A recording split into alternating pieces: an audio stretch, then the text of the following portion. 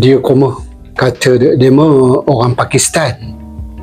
Taktik yang digunakan biasanya dia akan putar belit, tak jadi beli. Unjuk duit 100. Dah dapat balance dah. Dah dapat duit baki. Biasanya duit baki tu dia dapat banyak lah. Beli barang dalam RM8 ataupun RM20.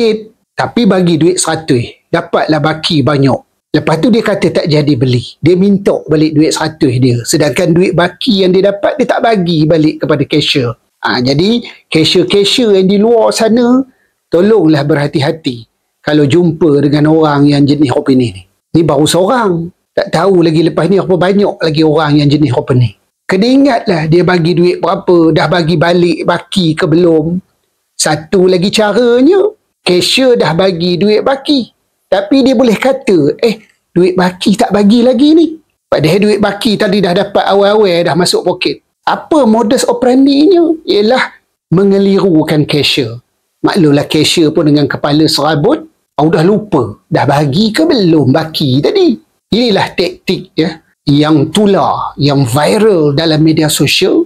Dikatakan orang lelaki tersebut orang Pakistan. Pakistan ke Bangla ke tak tahulah. Tapi apa yang pentingnya, yang kerja cashier kena berhati-hati lah. Jika ada pelanggan yang datang jenis apa ni. Bagi duit besar, duit 100. Tapi beli barang dalam RM7-8. Ataupun beli barang dalam jumlah yang taklah besar sangat.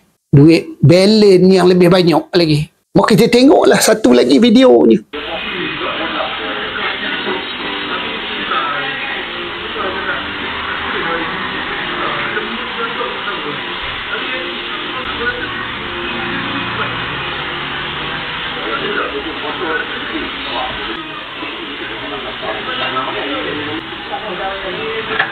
Tengoklah tu.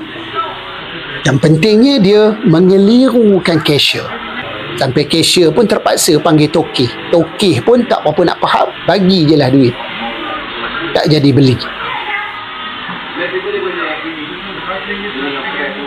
Jadi inilah koma dalam kehidupan sehari-hari kita ini. Kita memang terdedah dengan orang yang nak menipu kita, orang yang nak menginaya kita. Apa yang paling pentingnya, kita sentiasa berhati-hati. Kita memang tak boleh jangka mungkin kita akan didatangi oleh orang yang macam ni, ataupun orang yang menggunakan telefon call kita. Lepas tu kita layan. Habis. Jadi berhati-hatilah, koma. Dunia sekarang ni banyak tipu daya je. Tahulah.